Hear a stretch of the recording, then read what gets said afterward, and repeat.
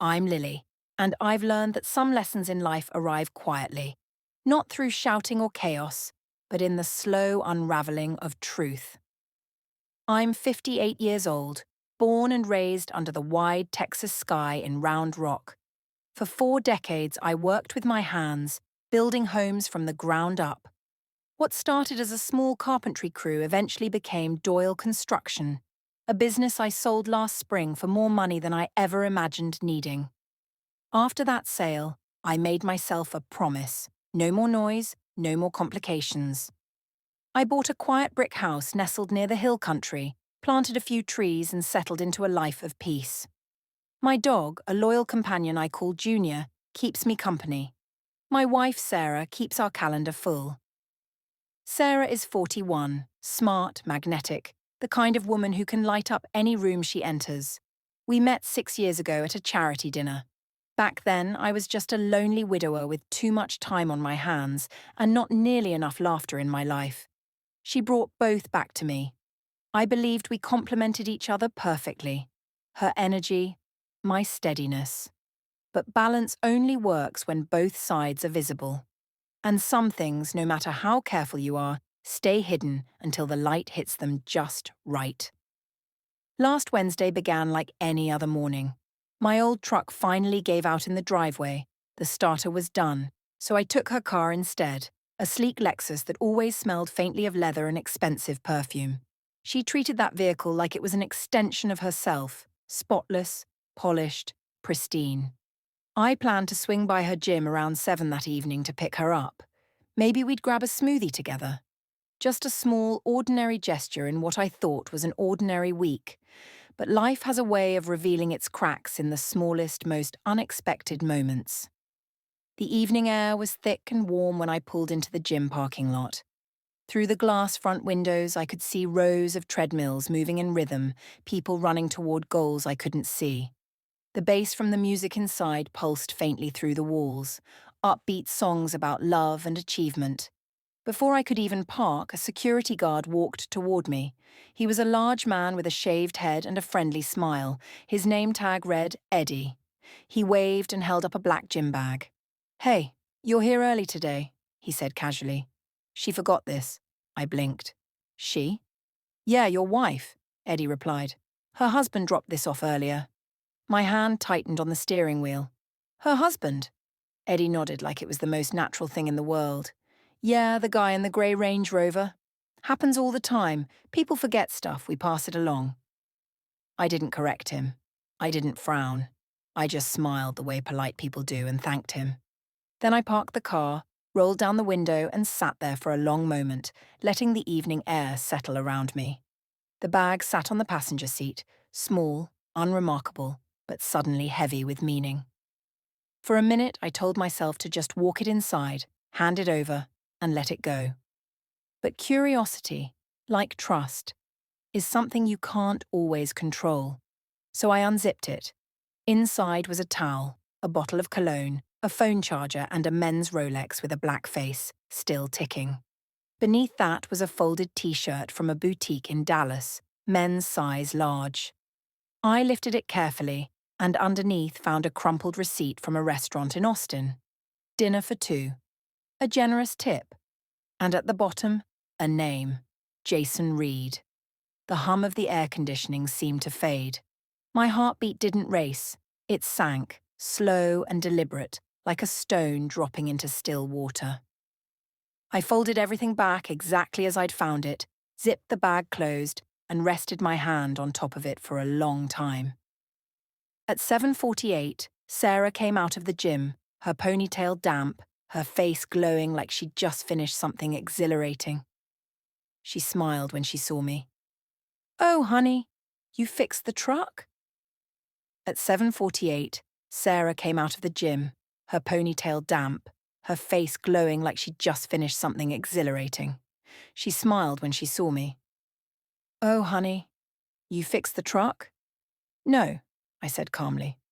"I took your car instead. Hope that's all right." She blinked, then smiled again. "Of course it is. Why are you waiting out here? You could have texted." "I like the view," I said, holding up the gym bag. "Eddie said your husband dropped this off. Her smile cracked for just a fraction of a second, so fast most people would have missed it. My what? The guard said your husband brought it by earlier. She laughed, thin and quick. Oh, that. He probably meant one of the trainers. Everyone jokes around here. I nodded slowly, as if I believed her. Yeah, must be that. We drove home with the radio on low, the kind of silence that fills every space between notes. She kept her phone in her lap, scrolling like it held oxygen. At one point, a message flashed across the screen. The name at the top, Jason. I didn't say a word. I just watched the headlights pass over the dashboard, lighting up the wedding ring she never took off. That night, while she slept, I sat alone in the kitchen with the lights off and poured myself a glass of whiskey. The bottle made a soft sound as I tilted it, steady, rhythmic, like a heartbeat underwater. I opened the gym bag again and turned the watch over in my hand. The second hand swept around the face, calm and merciless. I thought about every nail I'd hammered straight, every beam I'd measured twice. There's no rush in real work, no shortcuts. You build, you fix, or when it's time, you dismantle. I didn't feel anger. Anger is noise, and I'd spent a lifetime learning to work in silence. So I made a quiet promise to myself that night. I wasn't going to yell, cry, or beg. I was going to measure. You don't throw away 40 years of patience over one lie. You measure how deep it runs. The next morning, the house smelled like fresh coffee and quiet routine. Sarah moved upstairs, getting ready for work. She seemed slower than usual, maybe tired, maybe thinking. I couldn't tell. After all, people hiding something move the same as everyone else, just quieter. I finished my coffee, clipped Junior's leash, and took him for a walk around the block. Neighbours waved, sprinklers hissed. Nothing looked out of place. Normal life is a good disguise. It hides rot under fresh paint. By 9, I'd changed shirts and driven back to the gym. I parked across the street where I could see the entrance clearly. The morning crowd had thinned, mostly retirees and a few parents finishing yoga classes. Eddie leaned against his booth with a cup of sweet tea in hand. Morning, boss, he called when he saw me. She forget something again? I smiled. No, just curious about the guy you mentioned yesterday, the one in the Range Rover. He grinned. Oh yeah, Jason Reed. Trainer here. Real popular. Helps a lot of the ladies get in shape. Your wife's one of his top clients. Good for her. Yeah, I said. They work great together. Same energy. I nodded and walked away. Same energy. That phrase stuck with me. It usually means someone's forgotten who they came home to. Back at the house, I dialed an old number from memory. A gravelly voice answered. Carl Weston. Carl, it's Lily Doyle. There was a pause, then a chuckle. Well, I'll be damned. Haven't heard that name since we built the courthouse addition. How you doing? Could be better. Need a favour. Quiet one. Private job. Just eyes on someone. A trainer named Jason Reed. Works at Harbour Fit. Carl was silent for a beat. You think he's involved with Sarah? I think he's getting paid too much for fitness advice. He chuckled low. Give me 3 days. 3 days later, Carl showed up at my workshop carrying a manila folder and 2 gas station coffees. He dropped the file on the workbench without a word. Inside were photos. Sarah sitting across from a younger man at a patio restaurant, wine glasses glinting under fairy lights, his hand resting on hers. Another shot of them walking down a street, his arm brushing her waist. The date stamp read last weekend. Guy's 32, divorced, Carl said. Fired once in Dallas, same reason, boundary issues with clients. Nothing criminal, but a pattern. I stared at the photos. You sure these are recent? Timestamps don't lie, and here's your cherry on top. He slid another paper across the table. Hotel invoice. Checked in Friday afternoon, checked out Sunday morning. I took a slow breath. That's efficient. Carl studied me carefully. You going to blow up, or you going to build a plan? I smiled faintly. You know me, Carl. Measure twice, cut once. That night, I pulled up the gym's membership agreement online. Halfway through section 4, I found it. Trainers are prohibited from personal or romantic relationships with active clients. Violation may result in immediate termination. There it was, the rule written by people who'd already seen this story play out before. Sarah came home humming, gym bag slung over her shoulder. A different one this time. She kissed my cheek. "You want leftovers?" "Sure," I said. "Good workout?" She smiled. "Best one all week." I bet it was. After dinner, she scrolled her phone while I watched the evening news. I could see the glow on her face every time a new message arrived. Her smile was private, the kind that doesn't need an audience. When she finally went to bed, I sat alone with the TV's blue light flickering over the walls. On the coffee table, the photos lay face down like cards in a hand I already knew how to play. I called Carl one last time. "I owe you. Just buy me a beer next time you're free," he said. "What's your next step?" "Something clean," I said. "Something that'll stick." He laughed softly. "That's the Lily Doyle way." Before turning in, I opened my laptop and typed out an email to the gym's general manager. I explained that I had information about a policy violation and preferred to discuss it in person. Professional, simple, no drama. When I hit send, I felt a quiet click in my chest, like the sound of a lock sliding into place. The next morning, I was already halfway through my second cup of coffee when Sarah came downstairs, bright and breezy. "You okay?" she asked. "Never better," I said. "Just thinking about some home repairs." She smiled, kissed the top of my head, and left. I watched her taillights fade down the street, then whispered to myself, "Time to measure again." Saturday morning arrived warm and clear, the kind of Texas morning that smells like cedar and sunlight. I sat on the porch with my coffee, watching a blue jay bounce along the fence. Junior snored beside my boots, his legs twitching from some dream only dogs understand. Inside, the house was quiet. Sarah was still asleep upstairs, her phone charging on the nightstand, screen dark and still. When you've built houses all your life, you know when something inside the walls has shifted, when the frame's off by just a hair. You don't panic. You just take out your tools and start measuring. By 7:30, I was at my desk. I logged into our joint accounts. In less than 10 minutes, I removed her as an authorized user on the main card, cancelled the autopay for the gym, and stopped payments to the salon and her monthly subscription boxes. Not out of spite, out of principle. A person has the right to choose what they fund. Next, I called the financing company for the Lexus. The car was titled under my name. I had the main key fob. I told them to deactivate the spare. They said it would update within the hour. That's how you close the valves. Quietly, legally, finally. At 9, I printed 3 things. The photos Carl had given me, the gym's policy section on trainer-client relationships, and a short note explaining what I'd witnessed.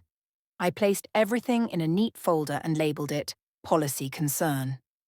Then I called the gym's general manager. "Sir," I said, "I'm not calling for drama. I just want to protect your reputation. I think one of your trainers is crossing the line with an active client." He sighed. "You'd be. Surprised how often we hear that. Can you bring what you have?" "I can. And I don't want it to get messy." "Understood," he said. "I'll handle it discreetly." At 10:30, I drove to the gym. The parking lot was half full, sunlight bouncing off chrome bumpers.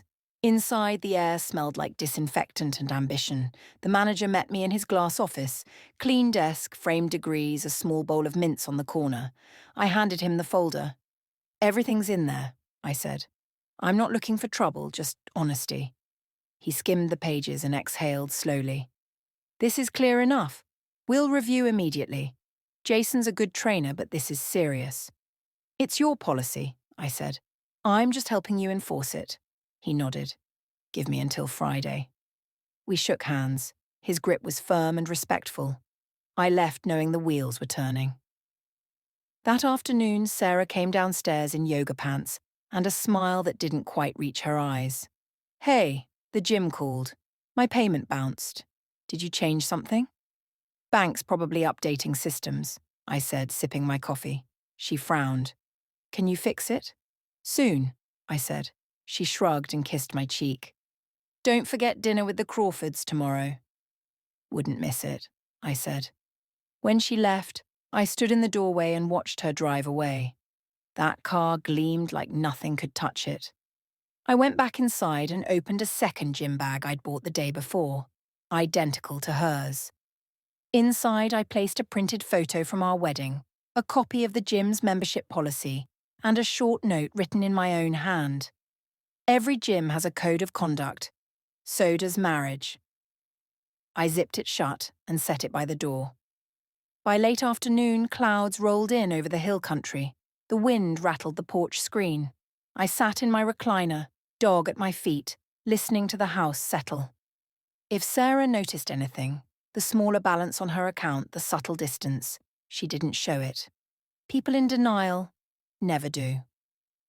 That night, as the rain started, I lay in bed staring at the ceiling fan turning slow.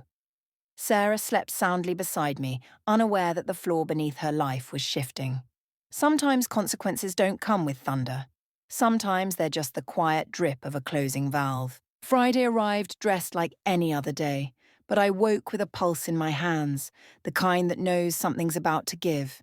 The sky was a dull silver cloud stretched thin over the horizon. The coffee tasted burnt, or maybe I just noticed more. Sarah moved around upstairs, humming, pulling on her leggings and tank top. She called down, "You okay, Lily?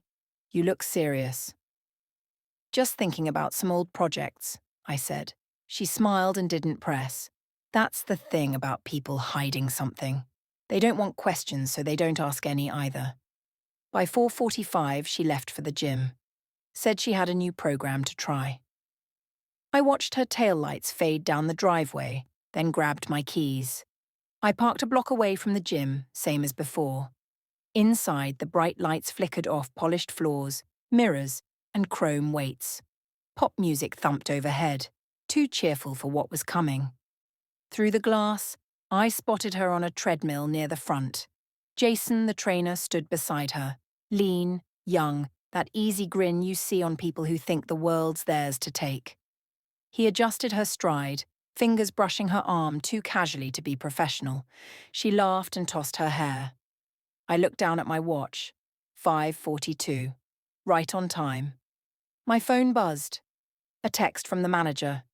"We'll handle it now. You can observe quietly if you wish." I walked inside, pretending to scroll my phone. The air hit cold and sharp. That mix of sweat, soap, and disinfectant. Eddie waved from his booth. "Evening, Ms. Doyle." "Evening, Eddie." He hesitated, like he wanted to ask more but didn't. At the front desk, I saw the manager step out from his office with a clipboard in hand. He spoke to Jason briefly, voice calm but firm. Then he gestured toward the hallway. Jason frowned, laughed nervously, and followed him back inside. The glass blinds shifted closed. 10 minutes ticked by, slow, deliberate. People on treadmills kept glancing toward that office door like animals sensing rain. Sarah stopped running, checked her watch, looked toward the hall. Her foot tapped. Something inside her already knew. When the door finally opened, Jason came out with a gym bag slung over his shoulder, face pale, jaw tight. No shouting, no drama, just the kind of silence that means terminated effective immediately. He walked through the lobby without meeting anyone's eyes. A few members whispered. Sarah froze mid-step. The smile died right there. She turned and saw me. I was leaning against the counter, calm, hands in pockets. The clerk glanced between us and handed me the black gym bag I'd brought earlier. "Here you go, ma'am," she said cheerfully. "You wanted Mrs. Doyle to get this." "Thank you," I said, and placed it on the counter. Sarah walked over, voice low. "Lily, what are you doing here?" "Just making sure policies are followed." Her eyes darted toward the office door. "Did you talk to him?" "I did. Seems they take integrity seriously around here," she whispered. "You humiliated me." "No," I said quietly. "You did that all by yourself." She stepped closer, voice shaking. "You had no right." "I had every right," I said, meeting her eyes. I paid for your membership, for his time, for the car that drove you here. I was the sponsor of this little fitness program. At the counter, the clerk swiped her membership card to check something. Mrs. Doyle, looks like your payment method's been removed. You'll need to set up a new one. Sarah's breath caught. Her hands trembled as she turned toward me. You cut me off. I just stopped paying for what wasn't worth keeping. People nearby were pretending not to watch, but you could feel it. The quiet thrill of a small-town truth laid bare. I nodded toward the gym bag. That's yours. There's something inside you might want to read. She stared, speechless. Eddie cleared his throat behind the desk. Everything all right, Miss Doyle? Everything's fine, Eddie, just setting things straight. He nodded slowly, respectful. Understood. I turned toward the door. Sarah called after me, voice cracking. Lily, wait, please. I paused just long enough to say, I told you once I build homes for a living. I know when a foundation's cracked beyond repair. Then I walked out into the evening air. Outside, the parking lot glowed under the orange sunset. Jason stood by his car, stuffing gear into the trunk, jaw tight, eyes burning. For a second, he looked like he wanted to say something. I met his gaze and shook my head once. He looked down and slammed the trunk shut. When I got into the Lexus, the leather seat felt cool and steady. Through the rearview mirror, I could see the reflection of the gym, Sarah still inside, motionless, clutching that black bag. The sun slipped lower, washing the sky in red and gold, the same color as endings. The next morning felt lighter than it had in months. Sunlight spilled through the blinds, dust floating like tiny sparks in the air. The house was quiet, peaceful quiet, not the kind that hides something. I made coffee, opened the door, and stepped onto the porch. The hill country stretched out in front of me, oak trees waving lazy in the wind. Junior lay at my feet, chin on his paws, tail thumping every now and then like he understood everything. Sarah didn't come home. She didn't call either. I figured she was staying with her sister or maybe just driving until the silence caught up to her. It didn't matter. Some lessons are learned on long roads. By 9, I got a text from the manager. Situation resolved. Mr. Reed's contract terminated. We appreciate your discretion. Discretion. That's a good word for people my age. We don't need. The next morning felt lighter than it had in months. Sunlight spilled through the blinds, dust floating like tiny sparks in the air. The house was quiet, peaceful quiet, not the kind that hides something. I made coffee, opened the door, and stepped onto the porch. The hill country stretched out in front of me, oak trees waving lazy in the wind. Junior lay at my feet, chin on his paws, tail thumping every now and then like he understood everything. Sarah didn't come home. She didn't call either. I figured she was staying with her sister or maybe just driving until the silence caught up to her. It didn't matter. Some lessons are learned on long roads. By 9, I got a text from the manager. Situation resolved. Mr. Reed's contract terminated. We appreciate your discretion. Discretion. That's a good word for people my age. We don't need crowds or applause.